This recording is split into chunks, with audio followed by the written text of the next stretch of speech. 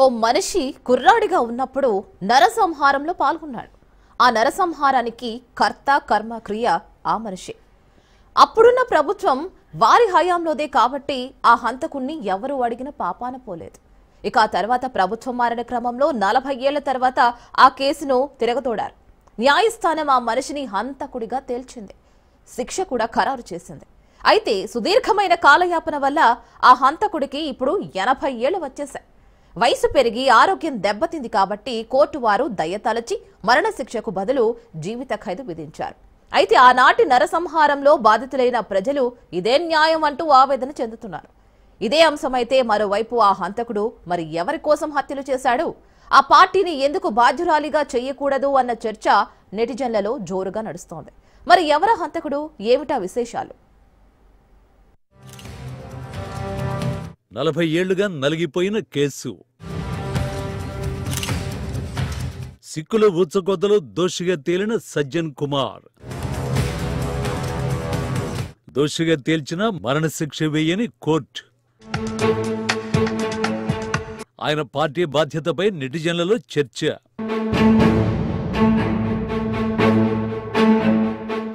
మాజీ ప్రధాని ఇందిరాగాంధీ హత్య తర్వాత జరిగిన మరణహోమం గురించి ఈ తరం వారికి తెలియకపోవచ్చు. కానీ ఆ ఘటన తర్వాత ఢిల్లీలోని సిక్కులు ఎన్ని ఎగచాట్లు పడ్డారు, ఎన్ని కుటుంబాలు నిరాశ్రయులయ్యాయి, ఎంతమంది చనిపోయారు అన్నది చెప్పుకుంటే అదో పెద్ద విషాదగాథే అవుతుంది. 1984లో జరిగిన ఆ ఘటనను సిక్కుల ఊచకోతగా పేర్కొంటారు. ఆనాటి ఊచకోతలో దాదాపు 3000 మందిని హత్య చేశారు. అయితే బయటపడని శవాలను కలుపుకుంటే ఆ సంఖ్య ఇంకా ఎక్కువే ఉంటుందని అంటారు. ఆనాటి ఓ కేసులో కాంగ్రెస్ నాయకుడు సజ్జన్ కుమార్ ను ఢిల్లీలోని ఓ కోర్టు దోషిగా తేల్చింది. శిక్ష కూడా ఖరారు చేసింది. ఇప్పుడు ఆయన వయసును పరిగణనలోకి తీసుకున్న కోర్టు అతి తీవ్రమైన క్రూరమైన నేరమే చేశాడని అంగీకరిస్తూ ఆయన వయసు రీత్యా జీవిత ఖైదు విధిస్తున్నట్టు ప్రకటించింది. వయసును దృష్టిలో ఉంచుకుని కోర్టుకు ఉన్న విచక్షణాధికారాన్ని ఉపయోగించుకుని మానవీయ కోణాన్ని ఆవిష్కరిస్తూ శిక్షను కుదిస్తూ తీర్పు ప్రకటించింది. సామూహిక హత్యలు, దోపిడీలు, కుటుంబాలను విచ్ఛిన్నం చేయడం వంటి కేసుల్లో మరణశిక్ష గాని ఆజీవిత కారాగార శిక్ష గాని విధిస్తారు. నిజానికి సజ్జన్ కుమార్ వయసులో ఉండి ఉంటే గనక మరణశిక్షకు అర్హుడేనన్నది కోర్టు తీర్పు ద్వారా తేలిన అంశం. అయితే ఈ ఘటన జరిగి 40 ఏళ్లు దాటింది. అప్పట్లో సజ్జన్ కుమార్ కు 39 లేదా 40 ఏళ్లే.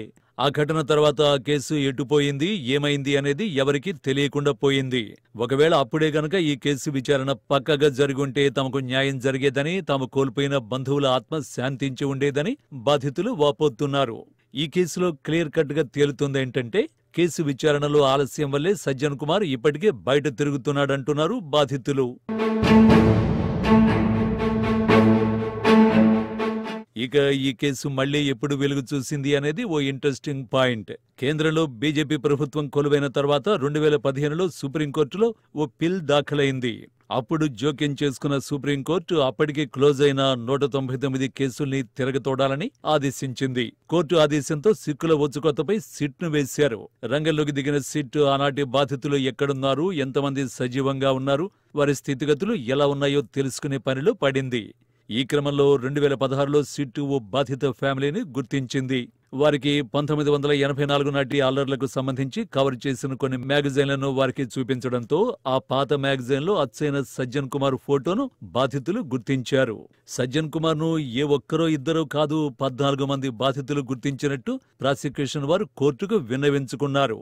ఆ తర్వాత 2021లో సజ్జన్ కుమార్ మీద అభియోగాలను మళ్లీ నమోదు చేశారు. సజ్జన్ మీద ఉన్న సాక్ష్యాధారాల్ని కోర్టు గుర్తించింది. దాడులు చేయడం, దాడులు చేసేలా రెచ్చగొట్టడం, స్వయంగా హత్యల్లో పాల్గొనడం వంటి అభియోగాలు కోర్టు విచారణలో రుజువయ్యాయి. ఈ కేసు విచారిస్తున్న కోర్టు ఈ ఫిబ్రవరి 12న సజ్జన్ కుమార్ ను దోషిగా తేల్చింది. 25న శిక్ష ఖరారు చేసింది.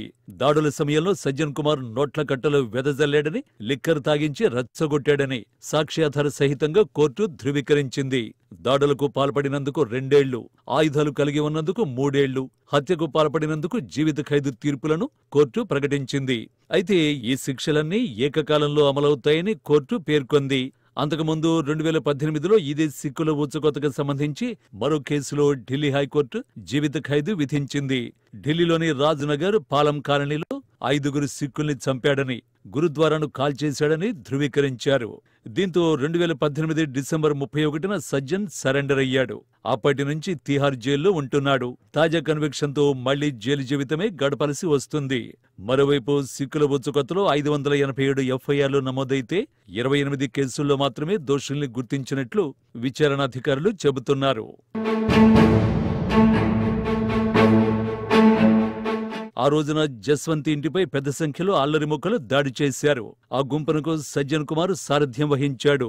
జస్వంత్ ఇంట్లోని వారిపై దాడి చేసేలా అల్లరి ముక్కల్ని సజ్జన్ రెచ్చగొట్టారని అభియోగాల్లో ప్రస్తావించారు. జస్వంత్ ఇంటిని అల్లరి ముక్కలు లూటీ చేసి నిప్పు పెట్టారు. ఆనాటి సిక్కుల ఊచకోత అనంతర పరిణామాలపై నానావతి కమిషన్ను ఏర్పాటు చేశారు. అది ఇచ్చిన నివేదికను బట్టి అల్లర్లలో 2733 మంది చనిపోయారు. ఈ మారణహోమం జరిగిన ఎంతో మంది బాధితుల ఫిర్యాదు మేరకు 587 ఎఫ్ఐఆర్లను నమోదు చేశారు. వాటిలో సరైన సమాచారం లేదంటూ 240 ఎఫ్ఐఆర్లు మూసేశారు. 250 కేసుల్లో నిందితులు నిర్దోషులుగా విడుదలయ్యారు. కేవలం 28 కేసుల్లోనే 400 మాత్రమే హత్య కేసుల్లో దోషులుగా తేలారు. ఇక ఈ కేసులో కోర్టు తీర్పుపై ప్రాసిక్యూషన్తో పాటు బాధితులు అలాగే నెటిజన్లు తీవ్రమైన అసంతృప్తి వ్యక్తం చేస్తున్నారు. సిక్కుల ఊచకోత డిలే కావడంలో కోర్టు చురుగ్గా స్పందించలేదని, తీరా ఆలస్యమైనప్పటికీ సరైన న్యాయం జరగలేదన్న వ్యాఖ్యలు వినిపిస్తున్నాయి. కోర్టు విచక్షణాధికారం మేరకు తీర్పు ఇవ్వడం సరైందే, కానీ ఇలాంటి సామూహిక హత్యాకాండలో ఆలస్యం జరగకుండా చూడాల్సింది కూడా కోర్టులేనని నెటిజన్లు అంటున్నారు. మరోవైపు ఈ సజ్జన్ కుమార్ ఆనాడు ప్రముఖ కాంగ్రెస్ నాయకుల్లో ఒక వ్యక్తి. ఈ హత్యలు దాడులు చేయించడం వల్ల సజ్జన్ కుమార్ కు వ్యక్తిగతంగా ఎలాంటి ప్రయోజనాలు లేవని, కేవలం కాంగ్రెస్ నాయకుల ఆదేశాల వల్లే సజ్జన్ కుమార్ లాంటి వారు ఆనాడు ఈ దాడులకు తెగబడ్డారని, కాంగ్రెస్ నేతల ఆదేశాలు లేకపోతే సజ్జన్ లాంటి వారు ఇంతటి సామూహిక హత్యాకాండకు పాల్పడేవారు కాదని నెటిజన్లు అభిప్రాయపడుతున్నారు. ఈ హత్యలతో పూర్తిగా ప్రమేయం ఉన్నది కాంగ్రెస్ పార్టీకేనని, అందువల్ల ఈ కేసుల్లో పార్టీని కూడా బాధ్యురాలుగా చేయాలనే వాదనలు నెటిజన్ల నుంచి వినిపిస్తున్నాయి. మహాత్మాగాంధీ హత్య తర్వాత కేంద్రంలోని ఆనాటి ప్రభుత్వం ఆర్ఎస్ఎస్ మీద నిషేధాన్ని విధించిందని, ఇందిరాగాంధీ హత్య తర్వాత జరిగిన సిక్కుల ఊచకొత్తకు అదే పార్టీని కారణంగా గుర్తించి కాంగ్రెస్ ను కూడా నిషేధించాలనే వాదనలు కూడా కొందరు నెటిజన్లు చేస్తున్నారు. మరోవైపు జగదీష్ టైట్లర్ అనే మరో సీనియర్ కాంగ్రెస్ నాయకుడి మీద కూడా సిక్కు కమ్యూనిటీ తీవ్రమైన ఆరోపణలు చేసింది. అయితే ఆయన మీద సాక్ష్యాధారాలు లభించకపోవడంతో శిక్ష పడలేదు. దాదాపు 3000 మంది ఊచకోతలో ఎంతమంది కాంగ్రెస్ నాయకులు పాల్గొని ఉంటారు, వారందరికీ ఎవరు ఆదేశాలు జారీ చేశారు, ఎవరి కోసం చేశారనేది విచారిస్తే కనుక ఈ కేసులో మరో వెర్షన్ ఓపెన్ అవుతుందని నెటిజన్లు అభిప్రాయపడుతున్నారు. ఈ కేసులో జస్వంత్ సింగ్ అనే వ్యక్తితో పాటు ఆయన కుమారుడు తరుణ్ దీప్ సింగ్ హత్య జరిగింది. ఇందులో సజ్జన్ కుమార్ ప్రమేయం ఉందని విచారణలో తేలింది.